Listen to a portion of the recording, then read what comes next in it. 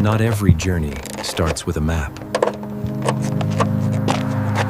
He thought she was just a mechanic's kid, until he saw the ring. The answers I needed were always in her silence. They erased the truth once. They won't do it again. I wasn't built in their lab. I built something they never could, Hope. The Roadside Encounter. In the sweltering August heat of South Carolina's backroads, 11-year-old Alani Rivers trudged home from school. Her worn canvas backpack was heavy with textbooks, but she didn't mind her favorite screwdriver set was tucked inside. The road shimmered in the heat waves ahead, and that's when she saw it. A sleek, silver Jaguar XF stood idle on the shoulder hood, popped like a broken jaw. A man in his late 40s, white, dressed in a pressed navy suit, paced, barking into his phone. His voice was clipped angry. "I don't care how much the tow costs. I've got a board meeting in Charleston in 2 hours." Alani hesitated. Her grandmother had warned her to steer clear of strangers, especially ones from a different world. But something about the man, his desperation, maybe kept her feet planted. She stepped forward. "Excuse me, sir. Need some help?" He turned his irritation briefly morphing into amusement when he saw the slim girl with braids and an oversized NASA t-shirt. "Thanks, sweetheart. But this is a Jaguar, not a lawnmower. I need a mechanic. My uncle fixes farm equipment. I help him. I can at least take a look." Before he could protest, Alani was already examining the engine. She looked like she belonged there. Steady hands, sharp eyes. "When did it start acting up?" The man sighed. "Half an hour ago. Car overheated, then died. You smell something sweet like syrup?" He blinked. "Actually, yeah." She pointed under the car. "Coolant leak. Probably the radiator hose." He stared. "How do you know that?" She grinned, pulling her toolkit from her backpack. "I watch, I listen, and I remember." As she patched the hose with reinforced tape and topped off the water tank, the man studied her closer. She was confident something about her felt familiar. "What's your name, Alani?" "Alani Rivers." He paused. "Nice to meet you, Alani. I'm Nathan Caldwell." And when Alani brushed her braids from her face, that's when he saw it, an old ring tied to her finger with thread, an opal stone in a cracked platinum setting. His breath caught. That ring. He had seen it before. The ring of memory. Nathan Caldwell stared at the ring like it had punched the air from his lungs. The opal shimmered in the late sun, its bluish fire refracting in familiar ways except for one thing. A crack across its center shaped like a lightning bolt. He had seen it once long ago, on the finger of a little girl he failed to save. His voice wavered. "That ring, it's quite unique. Where'd you get it?" Alani glanced at her hand, then shrugged. "My mom. She passed last year. Cancer. I'm sorry to hear that." "What was her name?" "Her real name was Michaela Rivers, but she told people to just call her Kay." The name hit him like a hammer. Michaela Rivers. She had once been a systems engineer for Caldwell Dynamics, his own company. She had vanished 12 years ago with a child, and with secrets Nathan's father didn't want exposed. Alani added quietly. She said the ring was a symbol of a promise, but she never said from who. Nathan's mind raced. That promise, it had been his. Or rather, it had started as his and become something else entirely. Trying to steady himself, Nathan said, "Can I give you a ride home?" "As a thank you." Alani hesitated, then nodded slowly. During the drive, Nathan asked soft, almost rehearsed questions. You live with your dad, my grandma. My dad died when I was a baby. Grandma raised me. We've lived here ever since. Nathan's knuckles whitened on the steering wheel. And before that, did your mom say where you were born? Not really. Said it didn't matter, but it did. Everything mattered now. As they turned onto a dusty gravel road, Nathan caught a glimpse of the small house at the end, a worn porch peeling paint, but tidy and full of life. A tire swing hung from a nearby tree. "You've got a nice home," he said. "Grandma keeps it up. Says we don't need much if we keep it clean and honest." Nathan handed her a business card before she got out. "If you ever need help, anything, call me." She looked at the card. Caldwell Dynamics. "You're the guy who makes the military drones?" Nathan smiled weakly. "Among other things. Didn't think rich people broke down on country roads," she teased. "Well, today I did." As Alani ran toward her porch, her laughter lingering in the air, Nathan remained parked, staring at the empty passenger seat. That ring. It had been part of a project. A secret one. A project buried so deep most people had forgotten it. But he hadn't. And if Alani was who he feared she was, then everything he had buried, everything his father had buried, was about to rise again. He pulled out his phone, dialed a number he hadn't used in over a decade. "Bradley, it's Nathan. I need you to dig into Project Echo. Start with personnel Michaela Rivers, and find out everything you can about her daughter." There was a long pause on the other end. "I thought Project Echo was sealed." Nathan's voice was low and sharp. "Then unseal it." Whispers from the past.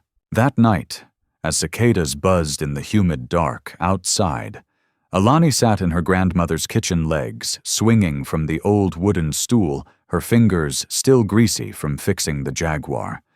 Her grandmother, Miss Edna, poured tea into 2 chipped mugs and sat down across from her. "You're awful quiet tonight," she said, watching her granddaughter's eyes drift to the opal ring. "Thinking about your mama." Alani nodded. "Sort of. A man broke down near the Cotton Road today. I helped fix his car." Miss Edna raised an eyebrow. "You talking to strangers now? He wasn't dangerous, just confused. He said the ring looked familiar." Edna stiffened. Alani noticed. "Grandma, do you know where Mama got this?" Edna sighed deeply, her hands trembling as they wrapped around her tea. "Your mama wasn't always Kay Rivers' child. She used to be someone else. She came here to hide. Hide from who? The kind of people who smile on magazine covers, but bleed others dry behind closed doors." Alani leaned in her curiosity burning. But Edna stood abruptly, taking her cup to the sink. Enough questions for one night.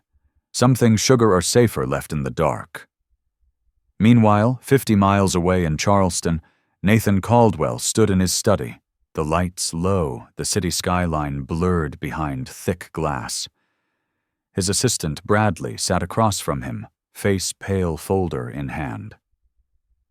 "I found it," Bradley said, opening the manila folder.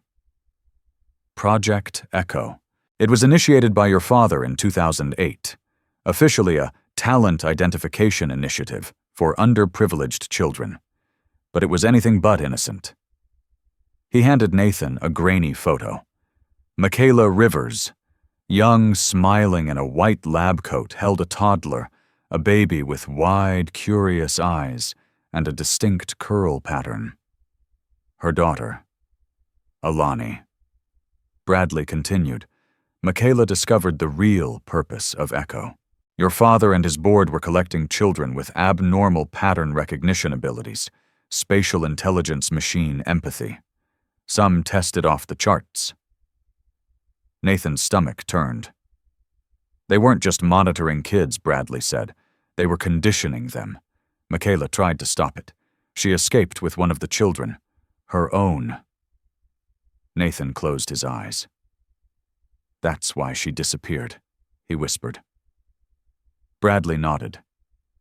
Records show she faked a car crash, started over with her daughter, and now, 12 years later, Alani's resurfaced, with the ring you gave Michaela for her research milestone. Nathan stared down at the photo. A promise made. A promise buried. "She saved me today," he said softly, with the same hands her mother used to fix everything. Bradley looked uneasy. "Your father can't know about this. If he finds out she's alive..." Nathan's jaw clenched. He won't. But it was already too late. Far above the city, in a penthouse office laced with mahogany and cold ambition, Gregory Caldwell, founder of Caldwell Dynamics, and Nathan's estranged father, watched a security feed from the roadside camera his team had recently installed along the company's test route. He zoomed in on the girl's hand. The ring. The same ring that was supposed to be lost forever. His eyes narrowed. Project Echo is not finished. He reached for a phone. "Activate Protocol Blackbird. We may have found the anomaly." The girl with machine eyes. In the early morning light, Alani crept into the backyard shed behind the house, a cramped space that smelled like rust oil and ideas. It was her safe place, her escape. Scrap metal old radios, stripped microwaves, and lawnmower engines littered the space. On the workbench lay her latest project, a disassembled drone she'd rescued from the county landfill. She clicked on the desk lamp, its buzz soothing, and got to work rewiring the motherboard. Her fingers moved quickly as if they could see what her eyes hadn't caught. She didn't need manuals. She didn't need Google. The circuits spoke to her. "You back here again?" Miss Edna's voice floated from the porch. "Come eat something before your brain burns out." In a minute, Alani called, holding a resistor delicately with tweezers. "Just need to fix the voltage bleed on this board." A pause. Then a sigh. "You sound just like your mama." That made Alani smile. But elsewhere, storm clouds were gathering. In downtown Charleston, Nathan sat in his office staring at a blank screen. His heart pounded with unease.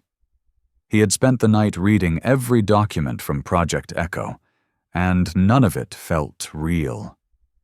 Children recruited from orphanages tested without parental consent, each one selected for unique neurological patterns, some gifted in music, others in languages, and some, like Alani, capable of systemic intuition and almost supernatural ability to understand machines and electronics.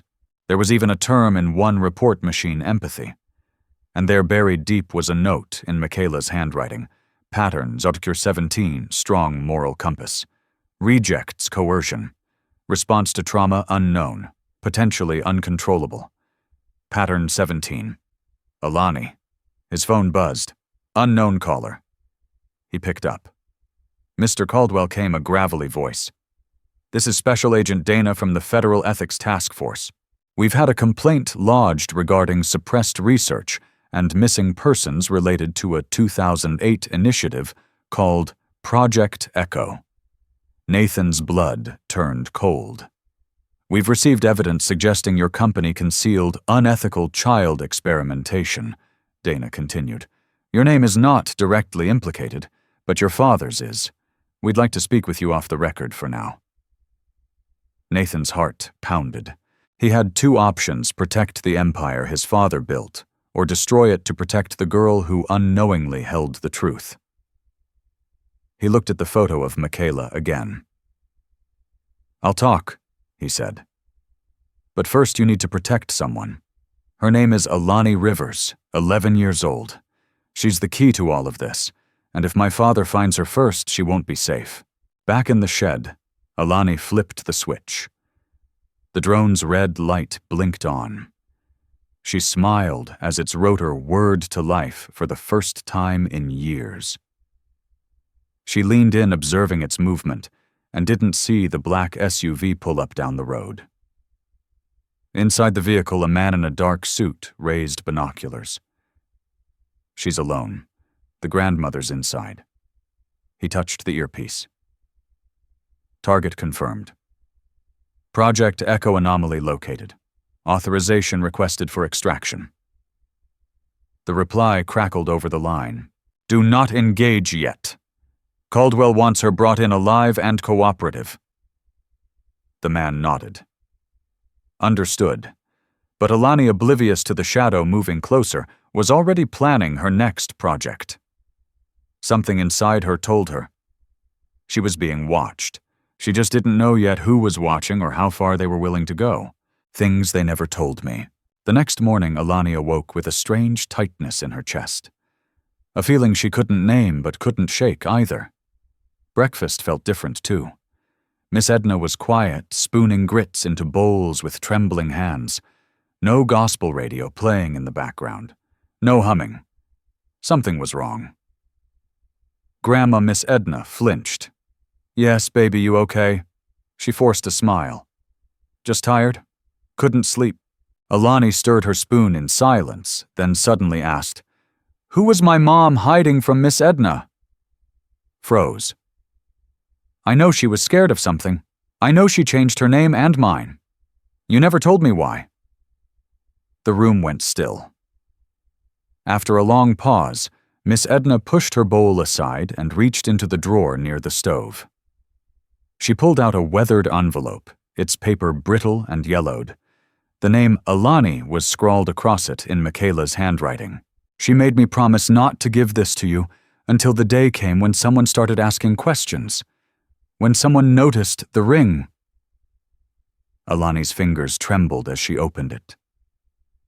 Inside was a letter. My sweet Alani. If you're reading this, it means they've found you or you found them.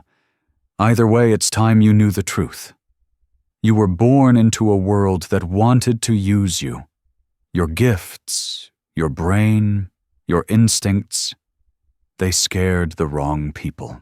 The company I once worked for, Caldwell Dynamics, was building a secret program.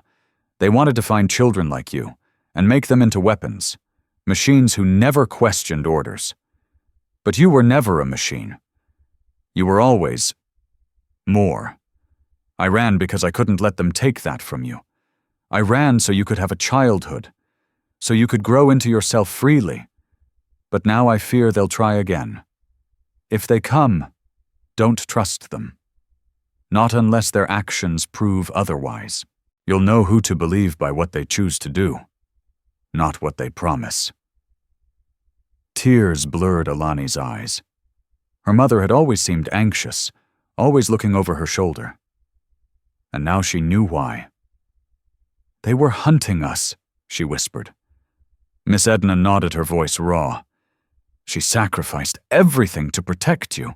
Meanwhile, Nathan Caldwell stared out over the bay from his glass balcony phone pressed to his ear. Bradley, where are we with relocation? She and her grandmother are still at the same address.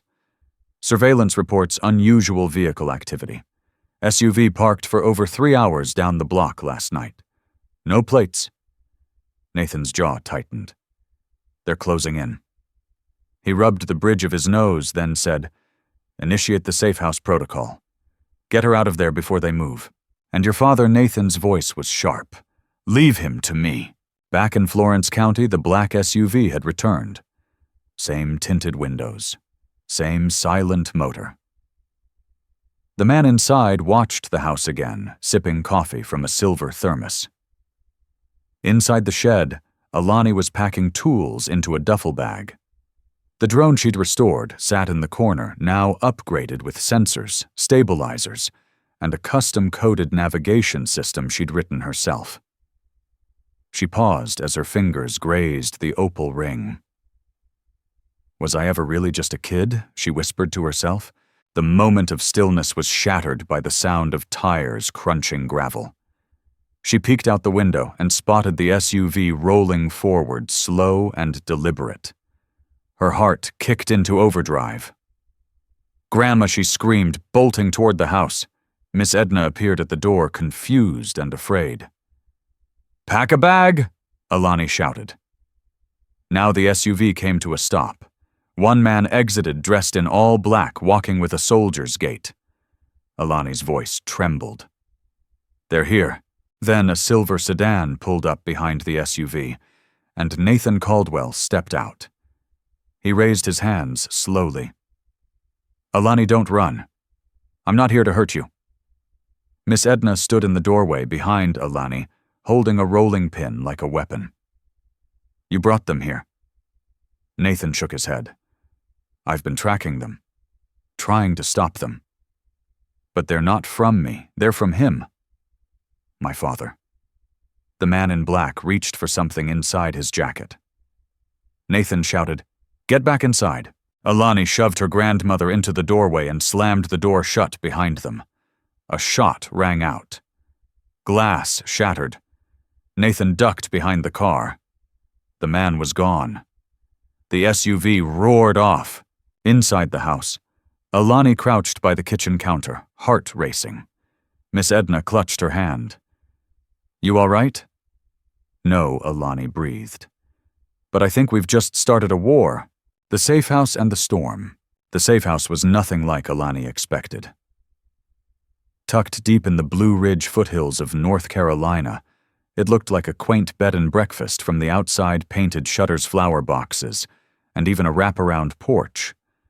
But inside it was something else entirely. Steel-reinforced walls, bulletproof windows, panic room in the basement, hidden security cameras on every tree branch. It wasn't safety. It was containment. Alani sat on a worn leather couch in the main room, her fingers still clutching the opal ring. She hadn't let go of it since the shot was fired. Miss Edna was upstairs resting after a long ride and even longer panic. The stress had aged her in just a day. Nathan paced nearby, silent, torn between guilt and urgency. "You said you wanted to help," Alani finally said, her voice sharper than her years. "But I still don't know why. Who are you to me?" Nathan stopped mid-step. "I don't expect you to trust me, but you deserve answers." He sat across from her, his face vulnerable for the first time. 12 years ago, your mother worked for my father, Gregory Caldwell. She was a genius. She created the early AI systems that powered our defense contracts. But one day she came to me, scared." He looked away. She had discovered something awful. Project Echo. My father and his inner circle were gathering children orphans, mostly, who showed early signs of rare cognitive abilities. They wanted to train them for military use. He swallowed. But what they really did was break them down. Strip away their families' identity's resistance.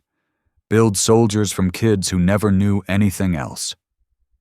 Alani's eyes narrowed. Like me, Nathan nodded. But Michaela refused to let them take you. She stole data. She exposed Echo to me and begged me to help her escape. Did you? I tried. I gave her that ring hidden inside was a micro-storage device with evidence. But before we could get her to safety, she vanished. Alani leaned forward. "So you didn't save us?" "No," he admitted. "I failed you both." Her face tightened. "And now you think you can make it right by showing up out of nowhere and playing hero?" "No," he said softly. "I think I can make it right by taking down the man who's still hunting you." Alani stood walking to the window. "And if you fail again," Nathan looked her dead in the eye, "then I die trying." Meanwhile, in the Caldwell Dynamics penthouse, Gregory Caldwell was anything but calm. He stood at a massive conference table flanked by two men in black. Before him, surveillance stills covered the surface photos of Alani, Nathan, even Miss Edna. "She's smarter than we predicted," one of the men said. "She modified that drone into a surveillance beacon. It auto-tracked our SUV, logged everything." Gregory grunted. "We underestimated her." The man hesitated. "Sir, if the ring has what we think it has, then it's not just about stopping her anymore. It's about scrubbing everything. The files, the records, Anyone who touched the project? He glanced at the photo of Alani zoomed in on her face. Terminate it. Quietly. Back at the safe house, Bradley arrived with a suitcase full of old files and sealed reports. He dropped it on the table in front of Alani and Nathan. Everything I could pull before Caldwell's system locked me out. Alani sat down, cracking open folders. They were filled with black and white photos of children, some labeled only by number. Project Echo logs, brain scans, IQ graphs, emotional suppression studies. And one photo in particular froze her blood. A child. Hair in pigtails, eyes sharp and afraid, a scar on her shoulder identical to hers. The name Echo Subject 17, birth name Alani Rivers, date of removal unknown, status escaped. Her heart thundered in her chest. They kept files on me, she whispered. Nathan stood behind her. Michaela deleted everything before she ran. We didn't think they still had copies, Bradley added quietly. She wasn't just protecting you from what they were going to do. She was protecting you from what they'd already done. Alani's mouth went dry. What do you mean? Nathan hesitated. They tested you, conditioned you, when you were a baby. You weren't supposed to remember, but trauma like that, it lingers. She dropped the folder and ran outside into the cool night air. Nathan followed but didn't touch her. He let her cry. You think I'm just some broken science project? She asked, voice cracking. No, he said gently. I think you're someone who survived, and someone who deserves the chance to choose who she becomes next. Alani wiped her face. Then I want to burn it down, all of it. He nodded. Then we'll start with the truth, and we'll finish with justice. The first spark. The morning after her breakdown, Alani didn't sleep in. She sat at the safe house's long wooden table with two things in front of her, her mother's letter and the drone she'd rebuilt. Her hands moved on instinct, soldering wires, adjusting frequency inputs, while her mind was somewhere else entirely. Nathan walked in quietly, a mug of coffee in hand. You're up early? I didn't sleep. A beat of silence. Then I want to go public. Nathan raised an eyebrow. Public, Alani nodded. We tell the world everything. Project Echo, Caldwell Dynamics, what they did to kids like me, what they did to my mom. Nathan sat down slowly. If we go public, they'll try to crush you, your grandmother, anyone who helped. I'm not scared. He smiled, a flicker of admiration in his eyes. Yes, you are. But you're not letting it stop you. That's the difference. She looked at him, eyes steely. I'm done hiding. If they want to fight, let's make it one they can't bury. 2 days later, in a safe meeting room in Atlanta, Marcus Delacroix, a sharp, relentless investigative journalist from the Atlantic Wire, sat across from Alani, Nathan, and Miss Edna. He held up a photo of Gregory Caldwell. This man's name has come up in whispers for years. War profiteering, missing kids, shuttered research clinics. But no one's ever made anything stick. Alani handed him a flash drive. Try this. Marcus plugged it into his laptop. As files loaded video footage, medical records, confidential reports, his eyes widened. Where did you get this inside the ring? Nathan said. Michaela embedded a hidden chip inside. It held everything she smuggled out before she ran. Marcus leaned forward. If this is real, Caldwell Dynamics is done. But it's going to take more than files. It's going to take you. He looked directly at Alani. Your face, your voice, your story. Miss Edna clenched her jaw. She's just a child. Alani interrupted gently. I'm not just a child. I'm their evidence, and I'm ready. 3 days later, the video went live. Marcus's investigative report dropped simultaneously on every platform: YouTube, Twitter, TikTok, LinkedIn, The Atlantic Wire, and even live news affiliates. The headline read, "I was born in a lab, not a home." The story of Project Echo told by Subject 17, herself. The video was 15 minutes long. Alani sat in a plain room with nothing but her ring in hand. Her voice trembled at first, but steadied as she spoke. "My name is Alani Rivers. When I was a baby, a powerful company used me in experiments. They tracked my brain like a computer. They tried to turn me into a tool. My mother gave up everything to save me. They said I'd forget, but I didn't. I remember the cold lights. I remember the hum of machines. And I remember the woman who carried me out in the middle of the night. Her name was Michaela Rivers. She was my mother. This ring she gave me wasn't just jewelry. It held evidence that Caldwell Dynamics used dozens of kids like me, that they erased our names, our records, our rights. I'm telling you this because the people who did it are still in power, and I need your help to stop them." The video went viral in less than 4 hours. Millions of views. Hashtags: Choose Project Echo, Choose Justice for Michaela, Choose Shut Down Caldwell. More survivors came forward. One from Arizona, another from New York, a third from Kenya. Every story different, but with haunting echoes. Memory flashes of labs, nightmares of tests, rings of cold metal on wrists too small to fight. By nightfall, the Department of Justice had opened a formal investigation. By morning, Caldwell Dynamics stock had plummeted 38%, and in the penthouse, Gregory Caldwell's empire was shaking. In a bunker far from the media frenzy, Alani stared at the screen. Thousands of comments, DMs from lawyers, whistleblowers, victims. She whispered, "They're listening." Nathan, standing behind her, replied, "And they're choosing sides." But as news vans flooded Charleston, black cars began to appear again. This time not from Nathan. This time from Gregory himself. Retaliation protocol. The attack didn't come as a bullet or a bomb. It came as silence.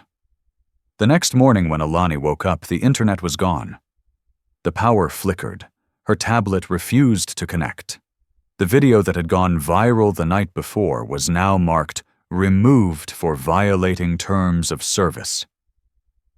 Panic rose in her throat. "Nathan," she shouted, bolting down the stairs. "It's gone."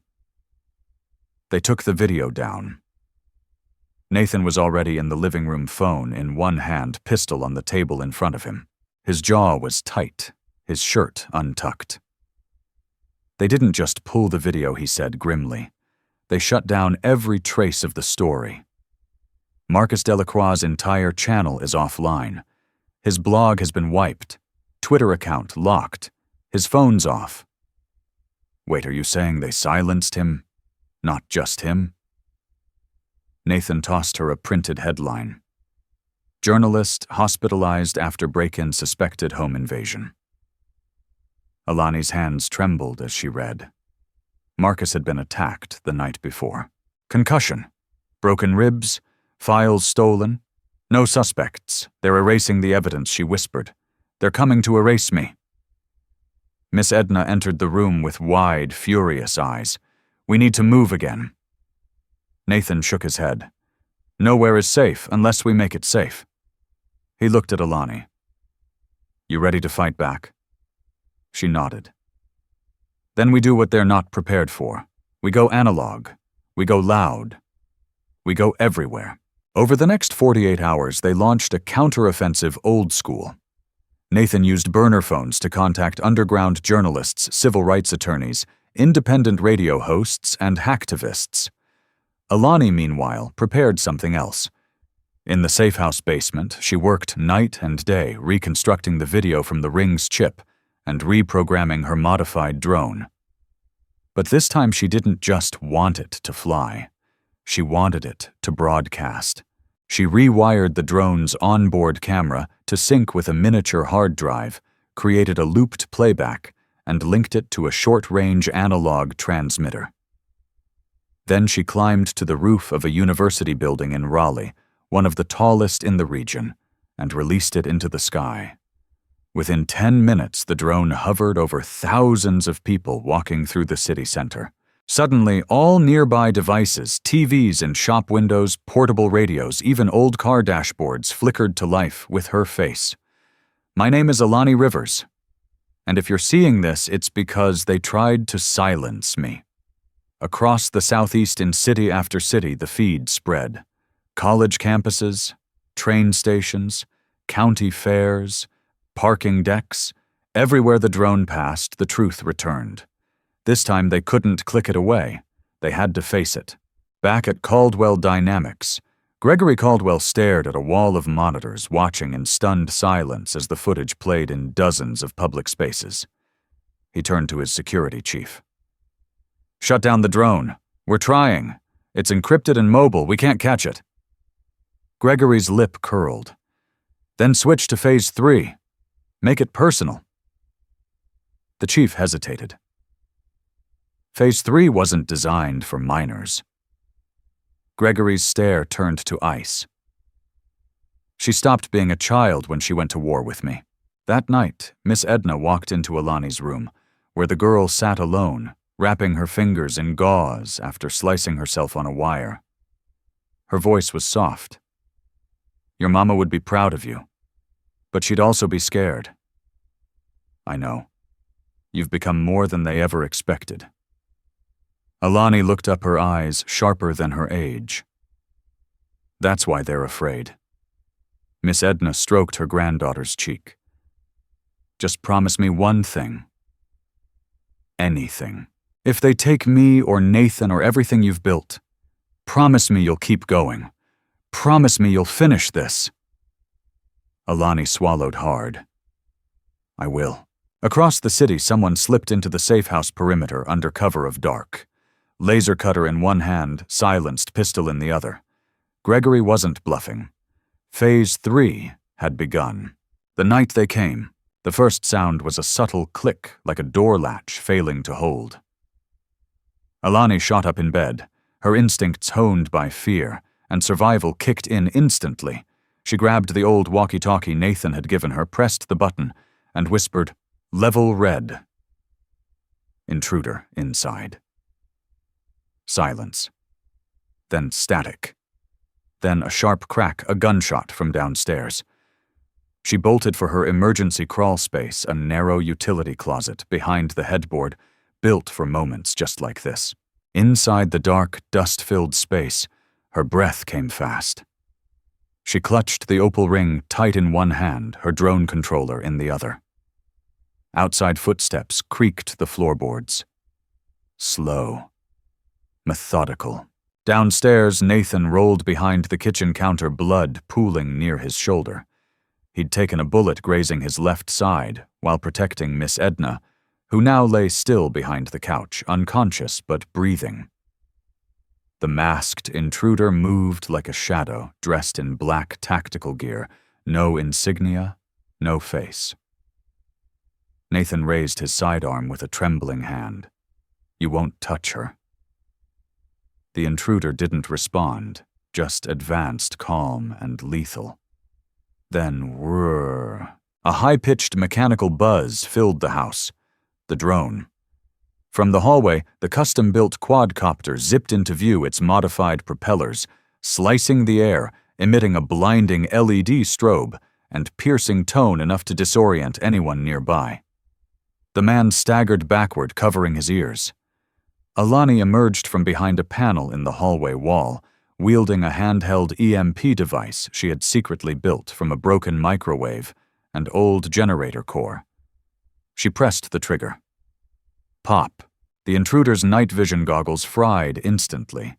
His earpiece fizzled. Disoriented, he swung blindly, too slow.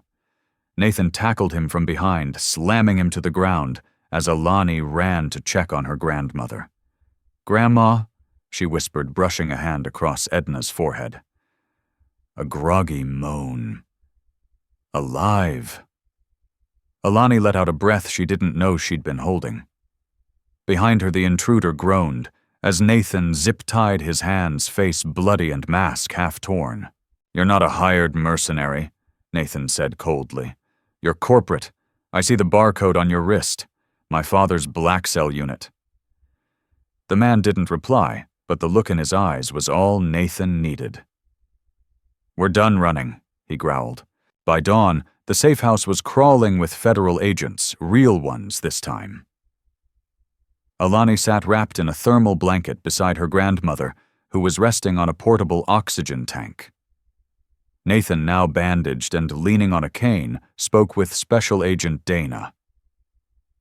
"We have a live one," he said.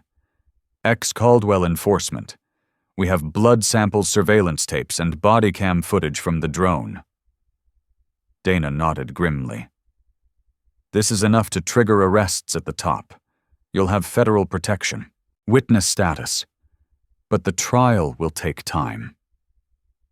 Alani looked up. "I don't want protection. I want to finish what my mom started." Dana knelt beside her. "Then help us bring it down from the inside." Across the country, the media had reawakened. This time, the story couldn't be silenced. The footage from the drone, the break-in and the capture of the assassin had leaked to underground news networks and spread like wildfire. Assassins sent after 11-year-old whistleblower. Project Echo confirmed. DOJ announces national investigation. Former CEO Gregory Caldwell under criminal probe. Every camera in America was pointed at Alani now, and she wasn't flinching anymore. That night, Nathan watched her sleep on the couch ring still glinting on her hand. He whispered aloud, mostly to himself, "Michaela, you were right. She's not a weapon. She's a revolution." And this time the revolution wasn't going to be quiet. The trial that shook the nation. 6 months later, the courtroom was standing room only. Cameras weren't allowed inside, but that didn't stop the media from swarming the steps of the Charleston Federal Courthouse every morning. Protesters lined the sidewalk, some holding signs that read, "Justice for Alani, others shut down Caldwell Dynamics." Inside, the air buzzed with tension. Gregory Caldwell, once untouchable, sat at the defense table in a tailored navy suit, silver hair slicked back, his expression a mask of smug indifference. He looked every inch the powerful billionaire, but the shackles around his ankles reminded everyone that power had limits now. To his left, a team of corporate lawyers whispered frantically. Across the aisle sat the prosecution's Special Agent Dana Lead Federal Counsel Victoria Whitaker, Gregory's estranged daughter, and in the gallery Nathan and Alani. Alani wore a navy blazer over her NASA t-shirt and her mother's ring on a silver chain around her neck. Her hands trembled slightly, but her jaw was set. She wasn't afraid anymore. The prosecutor called her name. "Ms. Alani Rivers, would you take the stand?" She walked forward, slowly climbed the steps, and sat in the witness chair. The courtroom hushed. All eyes were on her. The judge looked over. "Are you comfortable, Ms. Rivers?" "Yes, Your Honor. You understand you are under oath, yes." Victoria stood buttoning her jacket. "Alani, can you tell the court how you first became aware of the name Gregory Caldwell?" Alani looked straight ahead. "I didn't know it growing up. My mother never said his name. But when I helped a man fix his car on the side of the road, a man named Nathan Caldwell, I wore a ring. My mother gave it to me before she died. That's when everything started." "And what did you discover in that ring? A hidden memory chip. It had files, videos, experiments, lists of kids like me. Some of them missing. Some never found." Gasps from the gallery. Victoria continued, her voice steady. "Ms. Rivers, do you remember anything from your early years before your mother changed your name?" "Yes," Alani said softly. "Flashes, metal walls, bright lights, a room with numbered beds, machines hooked to my head. They called me Subject 17. A juror covered her mouth." Victoria walked closer. And to your knowledge, who ordered those experiments? Alani turned and pointed. Him. Gregory Caldwell didn't flinch, but a muscle in his jaw twitched. For 2 weeks, testimony flooded the courtroom. Former Caldwell Dynamics employees turned whistleblowers, survivors of Project Echo. Even investors who had quietly backed out years ago stepped forward, spurred by Alani's courage. Each one chipped away at the empire Gregory had built. And every time someone spoke the truth, Alani watched him shrink. No more smugness, no more indifference, just a bitter, aging man whose sins were finally catching up to him. On the final day of the trial, Gregory requested to speak. The judge allowed it against advice. He stood slowly, shackles clinking, and addressed the jury. "Everything I did in the name of progress," he said. "You people celebrate technology, marvel at innovation, but none of you ask where it comes from."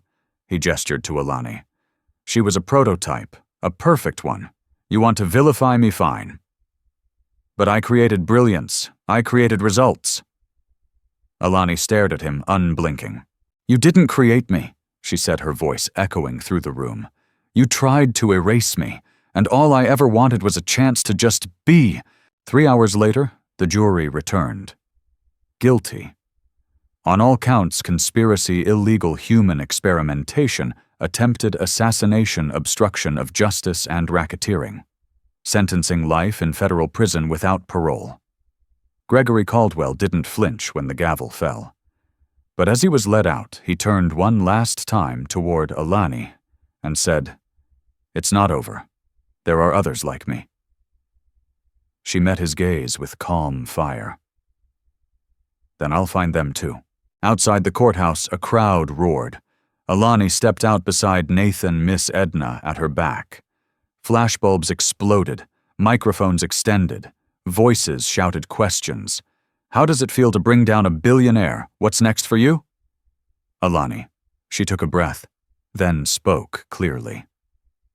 "This wasn't about revenge. This was about restoration. Not just for me, but for everyone who was used, ignored, and erased." Today we turned the page. She looked into the cameras. "And tomorrow we write a new chapter. The blueprints of tomorrow." 1 year later, a new sign rose on the campus once owned by Caldwell Dynamics' former research division, the Rivers Institute for Ethical Innovation, where brilliance is nurtured, not exploited. It was Alani's dream, and now it was real. The former lab buildings had been gutted, cleansed of every ghost and data wire, then rebuilt into classrooms, workshops, and open-air labs. What once served to manipulate gifted children now existed to empower them. Children from all backgrounds, homeless shelters, foster programs, low-income schools, walked the halls now holding 3D printed models, coding on recycled laptops, building solar drones from scrap. And standing in the middle of it all, Alani Rivers, age 12, director of the Innovation Mentorship Program, co-author of 2 scientific patents, and survivor of the biggest corporate scandal of the decade. She adjusted the safety goggles on a young girl's face and smiled. "All right, Daria, let's see if your circuit board works this time." The board lit up. The girl squealed with joy. Alani laughed and high-fived her. Behind them, Nathan stood in a plain shirt and jeans, far from the suits he used to wear. He now worked full-time as the school's administrator and legal advocate for former Echo survivors. Miss Edna ran the kitchen and garden program. She called it Healing the Soul with Food. In one of the upper labs, Alani sat alone with a soldering kit, building a sensor device that could detect untraceable data leaks in public school surveillance systems, her newest project. A familiar knock came at the glass door. It was Victoria Whitaker, the prosecutor who helped convict her grandfather. But today, she came not with legal folders, but with a letter.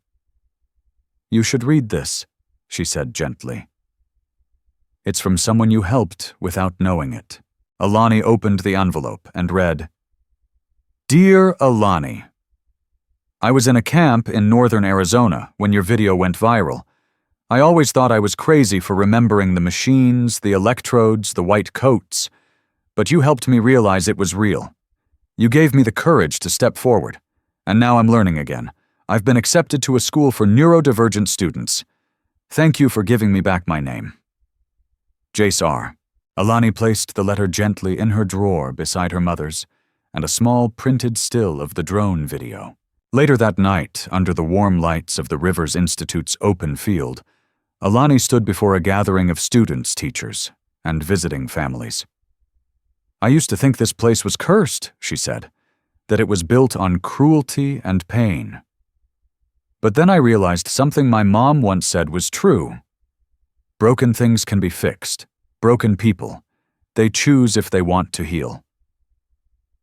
She took a breath. I chose to heal, and now I choose to help others do the same. A standing ovation followed. But she didn't care about the applause. She cared about the little boy in the third row who'd been afraid to speak until that morning. She cared about the girl with the stutter now building robots. She cared about what came next. Back at the old Caldwell prison facility in Colorado, Gregory Caldwell sat in silence in his cold cell.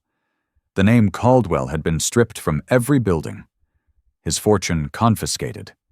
His name now a cautionary tale in business ethics textbooks. He stared at the wall, where once he imagined a legacy in steel and control. Instead, the world remembered Alani Rivers. And for the first time in his life, Gregory Caldwell was utterly forgotten. A legacy of light. Spring brought cherry blossoms to the Rivers Institute. The breeze carried the scent of jasmine, and the trees planted by Alani and her students lined the walkways, like gentle guardians. Alani stood beneath one of them, now facing a bronze sculpture just unveiled in the center courtyard. It wasn't of her. It was of a woman kneeling beside a young child, one arm outstretched to protect the other, offering a wrench. The plaque read, Michaela Rivers, the guardian who lit the fuse. A mother's love is the first revolution. Alani wiped a tear from her cheek. She hadn't cried in months, not since the trial, but something about seeing her mother immortalized in art brought back the ache of absence. Not pain exactly, more like gravity, a soft pull toward what might have been. Nathan stepped beside her. She'd be proud, he said. She'd tell me to clean my shoes before walking in the lab, Alani replied with a small smile. Miss Edna approached from the garden path, holding a fresh pie. Y'all better come inside before this gets cold. Revolution or not, nobody eats late in my kitchen. They laughed, and for a moment, just a moment, it felt like a normal family. That evening, as the stars settled over the campus and children played beneath solar-powered lanterns, Alani walked alone to the rooftop of the tallest lab building. She carried with her something small, her drone. Repaired, reinforced, retired from war. She placed it on the ledge. You were the first thing I fixed that mattered, she whispered. Then she powered it up one last time and released it. The drone rose quietly, lifting into the night sky with steady grace, its lights blinking once-twice before fading into the dark. Not as a weapon, but as a reminder. Back in her room, she opened a drawer and pulled out a letter she'd never read before. It was the second letter her mother had left. One to be opened only when the world finally listened. She unfolded it with careful hands. My dearest Alani, if you are reading this, then I hope the truth has come out. I hope the world has finally listened to you, even when they didn't want to. There will always be those who build towers from lies and cruelty. And there will always be people like us, people, who fix things not with power, but with patience and purpose. Remember, your gift is not just in machines, but in seeing the broken pieces of people and choosing not to look away. You are more than your past. You are the blueprint of something new. Love always. Mama Alani folded the letter gently and placed it next to her ring. The past didn't control her anymore. Now she designed the future. Downstairs, the students gathered around a table of new parts and blueprints. A 7-year-old boy asked, "Who's Alani really?" A teacher smiled. "She's the girl who fixed a car and ended up fixing the world." And somewhere on the edge of the city, another child opened a care package from the Rivers Institute. Inside, tools, a welcome letter, and a replica of the opal ring. The story wasn't over. It was just beginning again. Reflection, analysis, and life lesson. This story, though, fictional mirrors powerful truths we face in real life. Alani Rivers' journey is not just one of survival, but of transformation. It's a blueprint for justice born from betrayal, a roadmap for hope carved out of harm. Let's break this down. Personal reflection. Why this story matters at its heart. This isn't a story about a girl fixing a car. It's about what happens when a child refuses to stay small in a world that tries to silence her. Alani's courage is not loud or violent. It's enduring. She fights not with fists, but with tools, truth, and tenacity. And that's rare. Many people in her position would have stayed hidden. Many adults in the story did. But what makes Alani unforgettable is that she stepped into danger not because she wanted to be a hero, but because she refused to let her mother's sacrifice be in vain. She didn't want revenge. She wanted repair. That difference is everything. Emotional and social analysis. The emotional backbone of this story is intergenerational trauma, how secrets meant to protect can also delay healing. Michaela's decision to go into hiding was necessary, but it also left Alani in the dark about her identity. That secrecy, while rooted in love, became a burden. We see this in real-world cases where institutions have exploited the vulnerable orphans' minorities, the gifted, the undocumented. From Project MKUltra to unethical medical testing on marginalized communities, this story draws from uncomfortable truths that have shaped history. What's more chilling than Gregory Caldwell's ambition is its familiarity. We've seen men like him who believe progress justifies cruelty. But the story flips that narrative. The most revolutionary person isn't the billionaire or the genius CEO. It's a young black girl with a soldering iron and a question no one wanted asked. That's the real threat to corruption, a mind that can't be owned. Practical life lessons. This story leaves us with hard-earned wisdom, not just inspiration. Truth doesn't always shout, but it echoes. Alani's truth wasn't loud at first, but like her drone, it traveled. It reached people in silence. It's a reminder that even when no one listens, your truth matters, and it will find the light if you keep walking toward it. Use your gifts with purpose. Alani didn't just have talent, she chose what to do with it. In a world full of people who use power for gain, she used it to repair, protect, and rebuild. That's not just a moral decision, it's an act of leadership. Systems don't fix themselves. People do. The Rivers Institute wasn't built by politicians or courts. It was built by survivors, whistleblowers, and truth-tellers. Real reform doesn't start with laws. It starts with people who refuse to let the past repeat. Every act of kindness plants a seed. Let's not forget this entire story began with a broken car and a girl who stopped to help. That one act, a moment of uncomplicated kindness, unraveled a billion-dollar lie. You don't need to change the world in a day. Just start by showing up. Final thought. This isn't just Alani's story. It's a call to the hidden geniuses, to the quiet revolutionaries, to the ones who feel small in the face of giants. You have more power than you think. Not the kind that dominates, but the kind that transforms. And just like Alani, your gift, however unconventional, however quiet, can be the spark that burns a path toward justice healing, and something beautifully radically new. So keep building, keep fixing, keep showing up, because the world desperately needs people who don't just break systems, but rebuild them better.